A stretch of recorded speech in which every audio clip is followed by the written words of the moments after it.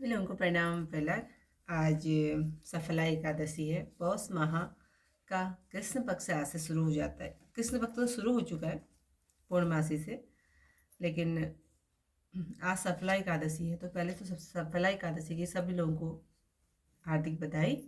और उसकी कथा मैं आप लोगों के सामने रखती हूँ। युधिष्ठिर ने पूछा, हे माधव, पौष मास की कृष्ण पक्ष की एकादशी का नाम क्या है और उस दिन किस देवता का पूजन करना चाहिए तथा उसकी क्या विधि है, क्या पुण्य मिलता है, यह सब आप मुझे सविस्तार कह सुनाओ।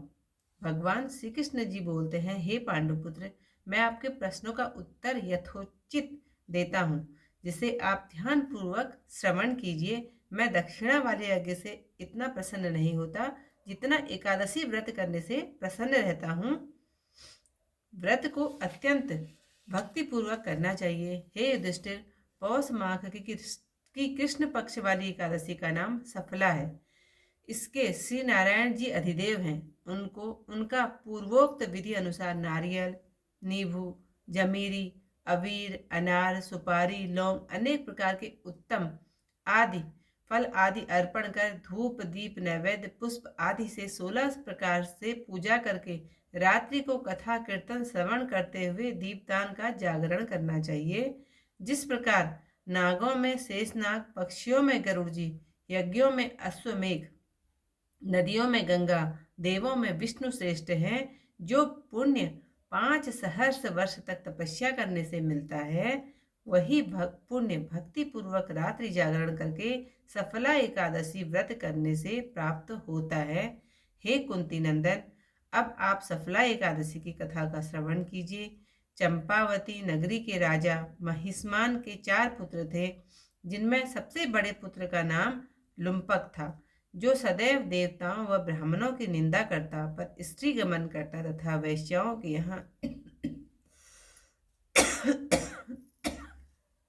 धन नष्ट करने वाला महापापी था। जब राजा महिष्ठान को अपने पुत्र के विषय में यह ज्ञात हुआ तो उन्होंने उसे देश निकाला दे दिया। लुम्पक ने अपने को पिता द्वारा देश निकाला देने पर विचार किया कि अब क्या करना चाहिए और किस प्रकार अपना पालन करना चाहिए।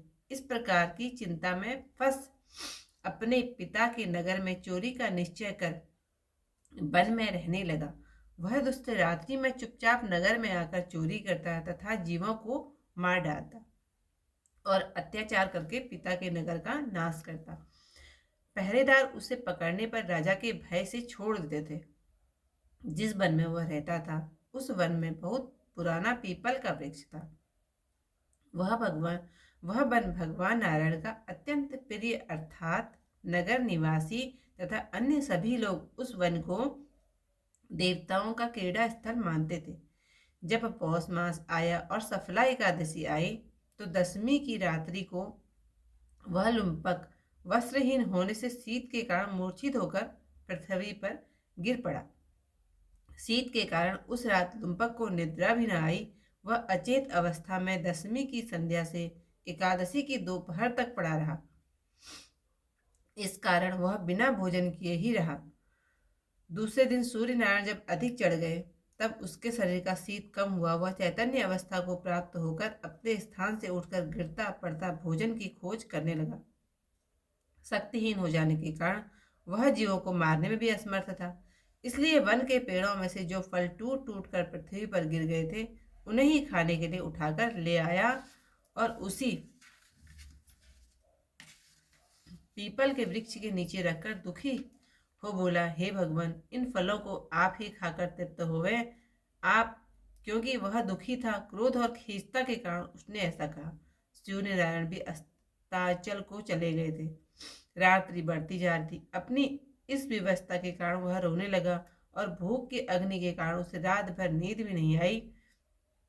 इस प्रकार पापी लुम्बक के इस भूल में हुए उपवास तथा रात्रि को जागरण करना व क्रोधवश भगवान को फल अर्पण करना अनजाने ही एकादशी का व्रत हो गया, जिसके कारण भगवान नारायण अति प्रसन्न हुए और उस पापी के सारे पाप नष्ट हो गए। प्रातः काल होते ही अनेकों सुंदर वस्तुओं से सजा हुआ एक घोड़ा लुम्बक के पास आया और उसी समय आकाशवाणी हुई कि हे राजा के पुत्र, नारायण की कृपा से तेरे समस्त पाप नष्ट हो गए, अतः अब तू अपने पिता के पास जाकर राज्य प्राप्त कर।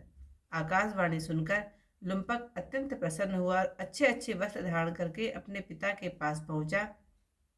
संपूर्ण वृत्तांत कहा। तब राजा महिष्मान ने अपना राजपाट पुत्र को सौंप दिया और स्वयं वन को भजन करने के लिए चला गया। तब लुम्पक शास्त्रानुसार राज्य करने लगा और वह और उसके स्त्री बच्चे सभी नारायण के भक्त हो गए।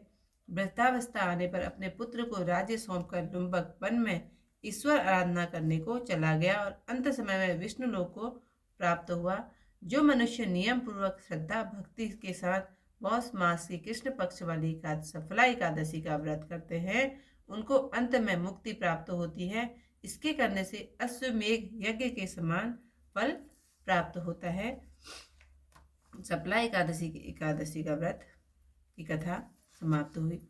आज लक्ष्मी नारायण की पूजा होती है, श्री कृष्ण भगवान की पूजा होती है, तो उसकी आरती के साथ पूजा समाप्त होगी। सभी लोगों को प्रणाम।